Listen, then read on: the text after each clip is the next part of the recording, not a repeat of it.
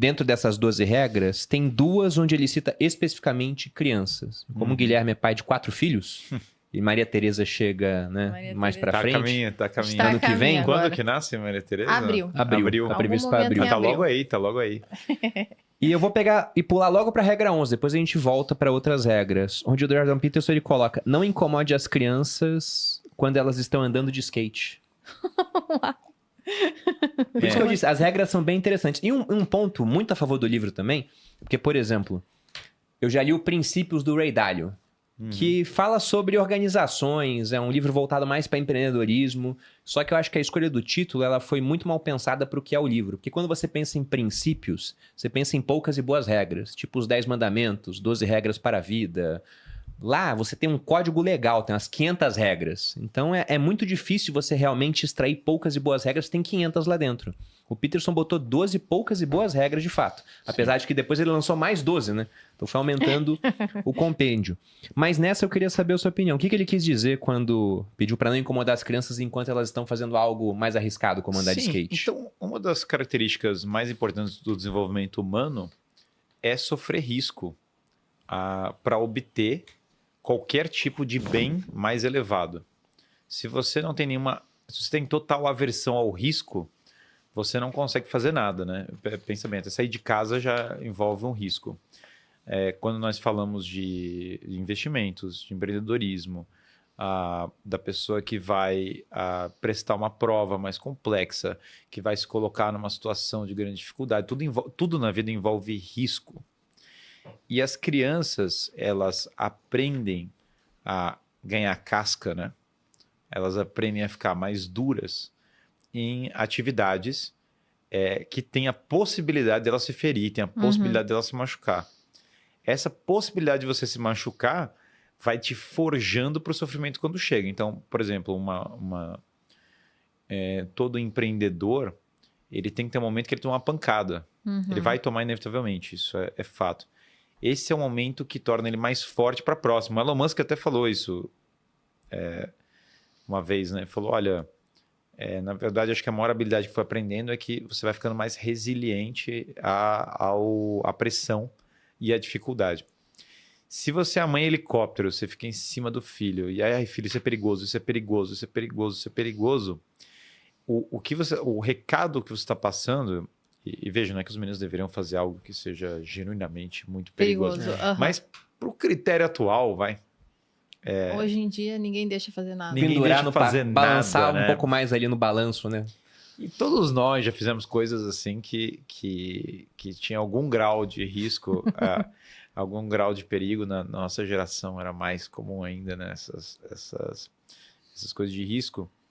E o fato é que, quando as crianças escalam, por exemplo, eu levei meus filhos recentemente algumas vezes, na verdade, para paredes de escalada. E paredes até altas.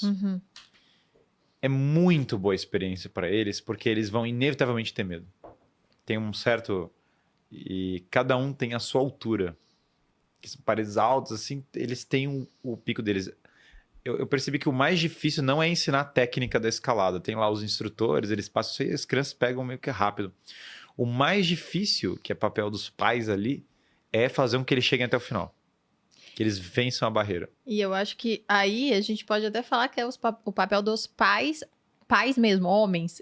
Agora eu estou estudando sobre educação, né? Então, já que Maria Tereza está vindo aí, e eu sigo uma educadora que ela falou exatamente isso, a importância de ter a figura masculina, e nesse caso, os pais, porque o pai, ele tem mais o sangue frio. Sim. A mãe tem um pouco mais de coração, né? Tem mais então, dó, tem mais dó. A mãe, eu não sei se eu vou ser essa pessoa que tem dó, porque eu sou prática demais, mas eu acredito que No geral, né? Dados estatísticos apontam isso. As mães são, né? As mulheres são mais, né? Elas ficam com mais dó. Então, é aí que o pai, a figura do homem, entra, porque é ele que tem que levar no parquinho, é ele que tem que deixar a criança, né, se esfolar lá deixa o menino. na grama, no asfalto, porque faz parte da infância exatamente para criar essa casca que no futuro vai trazer não só, né, uma casca física, mas provavelmente uma casca psicológica, né? A pessoa vai ficar mais resiliente. Não precisa nem pensar num futuro tão distante. A diferença é vista nos primeiros anos. Então, os meus filhos, Então, a Catarina fez menos isso, que foi a primeira. E Já no Miguel e Tomás, que são os meninos, muito, até porque também são meninos, muito mais do tipo, ó, não chora, não reclama, se caiu, você só levanta. Porque a criança começa a gritar, não sei o que, aí você fala, não, isso aí não foi nada, vamos, levanta. Ela acredita, né? Daí ela vai embora. Quando você faz isso, a tendência, primeiro que a criança, mas se ela machucar de verdade, você vai saber. Primeira, fica tranquilo que mesmo que você ensine ela a não chorar nunca, se ela machucar de verdade, ela vai chorar de verdade. Mas a grande maioria das vezes que elas caem, ralam o joelho e machucam algo, não era para tanto. Uhum. E o fato dela aprender que não é para tanto, você vai vendo que elas lidam muito melhor com a adversidade. Então, essa cultura do tranquilo, engole o choro e volta, muito importante isso também. Não é só cair, tá? Porque a criança cai e não faz drama, mas você tem que fazer com que ela volte pro skate. Uhum. Eu acho que a sociedade está até um passo atrás disso, porque não incomodar as crianças enquanto andam de skate, deixa andar de skate primeiro. Porque, por triste, exemplo, né? outro dia eu vi uma indagação. Qual foi a última vez que você viu uma criança com gesso no braço? A gente viu isso. Acho que faz anos que eu não vejo uma criança com gesso no braço. E na nossa Sendo que época, quando eu todo tava, mundo tava lá com gesso colorido, né? Assinava o gesso, não sei o Assinado. que, zoava o cara, escrevia um negócio pra escrever lá, ele tinha que rasurar, porque senão a mãe ia ver. Então, Desenhava um a gente não pinto. vê mais. A gente não vê realmente. E por que não vê? Porque há muito menos atividades físicas sendo feitas por Sim. crianças, e agora o risco é no videogame, né? Claro. E daqui a pouco nem no videogame pode mais. Preserva o seu personagem, senão ele vai morrer. Não salta esse abismo, não. Essa hiperproteção não ajuda ninguém. Sim, com certeza. Esses dias também eu vi uma das minhas filhas, Esther, no balé. E eu sempre falava isso pra Ana, tem que estar no balé, aquele balé duro, entendeu? O estilo daquela professora russa. Vocês acharam no final? A gente Mais tem, ou a menos. professora dela é boa, sim, a professora dela é boa. É melhor esse balé como tava do que o anterior, bem melhor. A performance foi muito boa, foi genuinamente bem mais exigente do que era antes. Porque o ponto da professora é que tem que ser exigente. Se a professora vira e fala tudo tá certo, tudo não sei o quê, a criança não desenvolve, nada acontece. Não é... Se existe o exagero, o whiplash, né? Sim. Que é o cara lá que, esse não é meu tom, e a mão dele sangrando, e o cara toma atropelado e volta para tocar, que aí já entra no caso da obsessão, do exagero, mas nós estamos muito longe disso, nós estamos muito longe do Mozart, que tocava, o pai estava em cima para ele tocar desde os 3 anos, né? Então hoje o pêndulo, ele foi para um lado de tudo é fácil, tudo passa a mão, tudo é bom trabalho, tudo, medalha de honra ao mérito. Olha, medalha de honra ao mérito é um negócio completamente estúpido, porque desvaloriza a criança, a autoestima dela baixa com a medalha de honra ao mérito. Porque se tudo é indiferente e igual, né, não importa o quanto seja a superação dela, mesmo se seja uma superação pequenininha, é desprovida de valor. O cara saiu do último lugar para o penúltimo. Não serve, é igual ao último. Então, realmente é uma... E mesmo o peso do último, descobri que eu fui o último. É uma informação. Eu lembro, sei lá, tá no atletismo da escola e eu fui muito bem na corrida e muito mal no salto, né?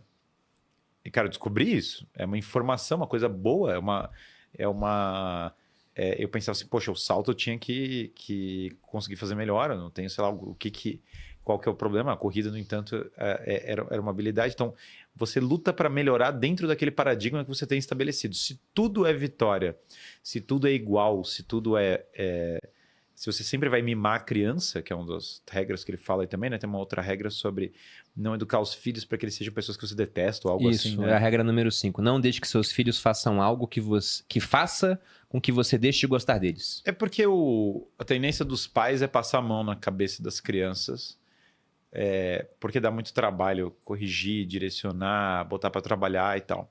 E depois a criança fica odiosa.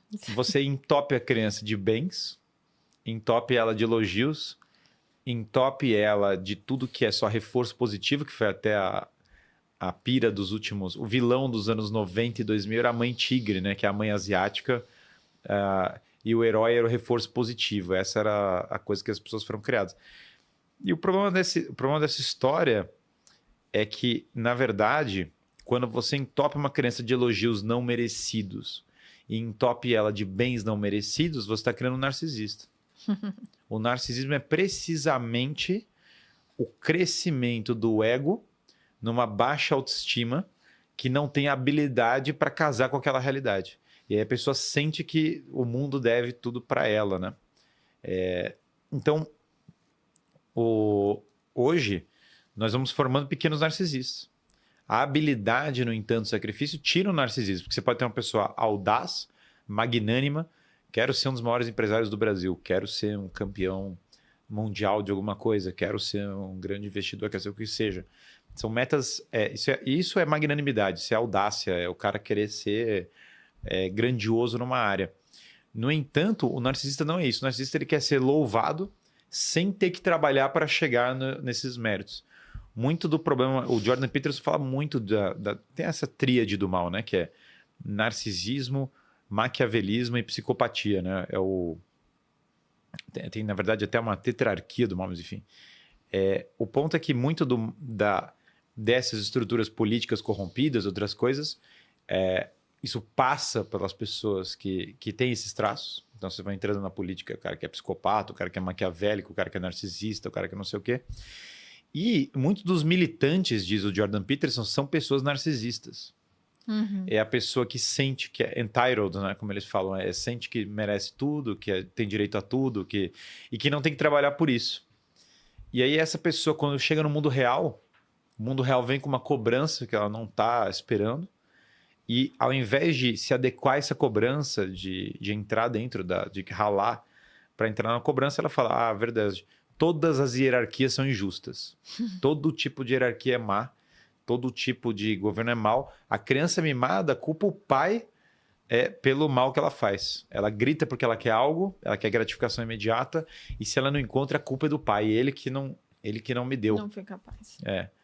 Então você tem que educar seus filhos. Ele fala muito para que eles sejam socialmente desejáveis até os 4 anos de idade.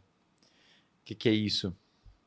A criança tem que conseguir chegar numa roda e ser uma pessoa agradável. Porque você está formando toda a base social da vida inteira dela. Então, ela sorri, cumprimenta as pessoas, consegue interagir. Tem gente que... Isso é louco, né? Eu só descobri isso tendo filhos. Antes de ter filhos, eu sempre pensava assim, 4 é muito novo, 6 é muito novo. Imagina, 2 anos de idade, criança de 2 anos, olhando lá pela minha casa. Sobe a parede escalada, fala palavras, cumprimenta as pessoas, faz drama ou não faz drama, ajuda a lavar a louça, interage com os pais, brinca com os outros, ajuda os amigos. Não é uma criança de 2 anos. O primeiro ano ela ainda ela ainda tá meio primeiras bonecão, palavras, assim, né? tá mais... beleza, o primeiro ano de vida ainda com cedo. Do 2 pro 3, o Tomás, meu filho, vai fazer 3 agora, ele não fez 3. Ele conversa. Você fala com ele, ele conversa, ele puxa assunto, troca de assunto, fala com a pessoa. Então, tem uma personalidade meio sanguínea, eu acho, Tomás, inclusive, ele adora ficar interagindo, conversando. Mas uma criança de 2 anos, ela já tem uma gama de habilidades tão grande que foram sendo desenvolvidas ao longo desse 1 pro 2, né, até o 3, que é o Terrible 2, que ele chama, uma fase também que é de muita criança tá com grandes explosões, que essa bifurcação do mimado não mimado tá ali. Quando você olha o adolescente, tem aquela rebeldia do adolescente, aquele salto, né? O adolescente que passa a rebeldia e fica mais estável é aquele adolescente que na infância ele era menos mimado. Então, quando chega a adolescência, ele tem aquele drama da vida adulta, aquela ansiedade da vida adulta, ele pensa assim, não, calma. Eu sei que eu tenho um certo conjunto de habilidades que eu consigo ser bem recebido num grupo social. Se eu me esforçar para tal, eu sei que eu tenho um conjunto de ferramentas que, se a dificuldade crescer agora na vida adulta, eu vou aumentar o meu esforço, eu vou usar essas ferramentas para encarar.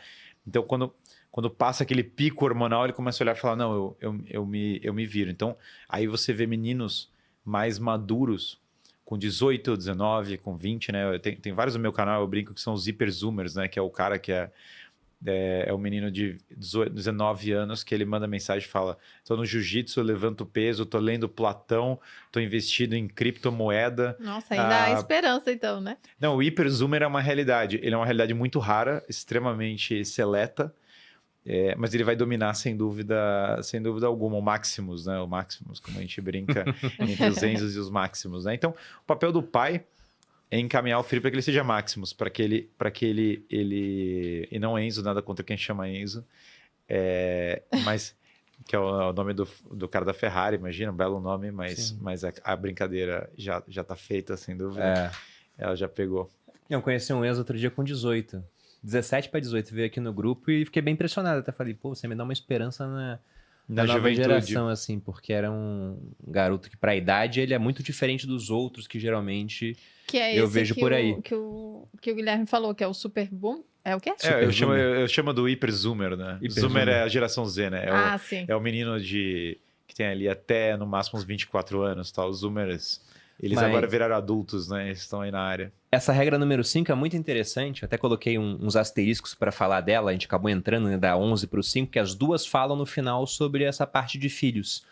E o Jordan Peterson, durante esse tópico, ele usa uma frase que eu anotei para minha vida, que é: não tenha medo do conflito que pode estabelecer a paz.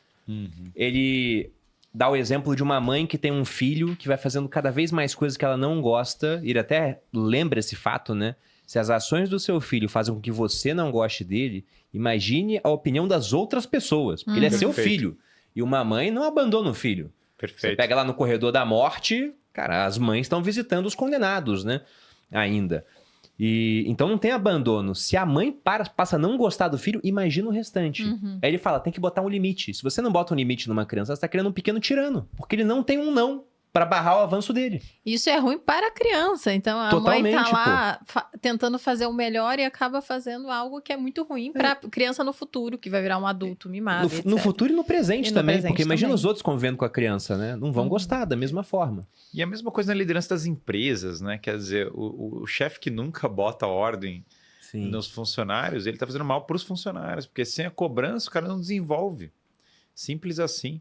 E aí, com o tempo, a conta vai chegar, inevitavelmente. Esse é o ponto dos filhos, né? A conta vai chegar para os pais, a conta vai chegar para as crianças, a conta vai chegar para os funcionários, para a pessoa, na vida profissional, na vida afetiva. Pensa o caso dos meninos, né? Então, eles vão agora procurar uma namorada e tal. O cara não tem o costume de trabalhar. O cara tá com uma postura péssima física e a voz dele tá toda para dentro, ele não tá acostumado a falar para fora. Então esse cara, ele vai, as meninas vão olhar para ele e vão falar, pelo amor de Deus, né? Vão passar reto. E aí ele se sente frustrado com isso.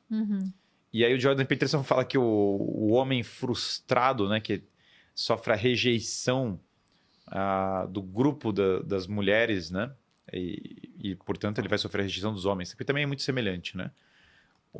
Muita gente não percebe disso, né? Na verdade, a atração do homem pela mulher, pensando aqui, vamos pensar um grupo de jovens, né? A atração do homem pela mulher, ela tem uma correlação muito grande com o valor que os outros homens percebem naquele mesmo homem. Então, se ele é o líder deles, ele vai ser percebido de uma outra maneira, e se ele está muito baixo na hierarquia, ele vai ser percebido dessa mesma maneira. Então, na verdade, ele ganha muita admiração das mulheres, ganhando a admiração dos homens antes. E aí o Jordan Peterson fala de princípio do evangelho de Mateus, né? Quem mais tem, mais será dado. A quem mais tem, mais será dado. Porque o que ele está falando é que a curva aqui, ela é uma curva assim. Ela tem uma tendência a ir levantando, e para baixo a mesma coisa. Ou seja, você o cara começa a entrar em forma, começa a trabalhar, começa a empreender, não sei o quê. Muito rápido essas coisas vão dando. É o mesmo princípio. Quando você fala de investir, o cara vai tendo mais dinheiro, investe mais dinheiro, e aí o cara vai embora. Então, esse pico de desenvolvimento vai ao infinito. Só que a queda é assim também. Então, olha só, o cara foi rejeitado pelo grupo dos homens, agora vai ser rejeitado pelo grupo das mulheres, agora ele chega em casa e fala, a humanidade me rejeitou. Virou o Coringa. É a história do filme do Coringa, basicamente. É a história do filme do Coringa. É a história de tantos vilões. O atirador em série em escolas não é um menino forte. Se você pegar o perfil, em geral, é um menino fraco e que se sente rejeitado, se sente uma vítima do ambiente, que quer se vingar das pessoas do Fiquei com ambiente medo que do Gabriel rejeitaram do ele. chuchu, amor. Tem um meme na internet, provavelmente você não viu ainda, Guilherme, porque só quem vê isso é o Bruno, o Ou dia já. inteiro. Não, todo mundo conhece o Gabriel O do dia Chuchu. inteiro, todo o mundo Gabriel conhece. do Chuchu. É um menino que deve ter lá os seus 6 anos, talvez? É, 5? acho que é por aí. 5 anos? Talvez. E aí os pais, ou sei lá, os tutores, quem tá tomando conta, pega as crianças pra brincar e aí tem que fazer uma dinâmica simples. Sei lá, soprar um copo, jogar uma bolinha não sei aonde. E aí tem alguns prêmios. E o coitado do Gabriel sempre cai num chuchu. Tipo, ele ganha um chuchu, daí a criança ganha um Cheetos, ganha uma tem bala. aqui uma escala de 1 a 6, aí tem que soprar um copo. O copo caiu no 3, ganha um bombom. Caiu no 4, um refrigerante. Caiu no 2, é um chuchu. Ele sempre ganha um chuchu.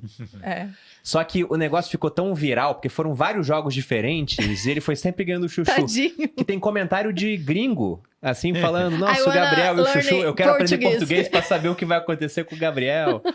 E a gente aí... tem medo do futuro Gabriel, Não, eu fiz um tadinho. meme outro dia, né? Nossa, esse ministro é tão cruel, quer taxar todo mundo. A infância do ministro era o Gabriel ganhando chuchus, assim, frustrado com os prêmios. Ele não pode... Esse que é o ponto, né? Perder não é ruim. Não. Contanto que ele tem que trabalhar para uma hora vencer. Sim. E ele perceber que o esforço pode trazer uma vitória. Para as crianças, a rejeição não é ruim necessariamente, contanto que ele entenda que ele tem que voltar e reganhar o espaço dele numa hierarquia, né?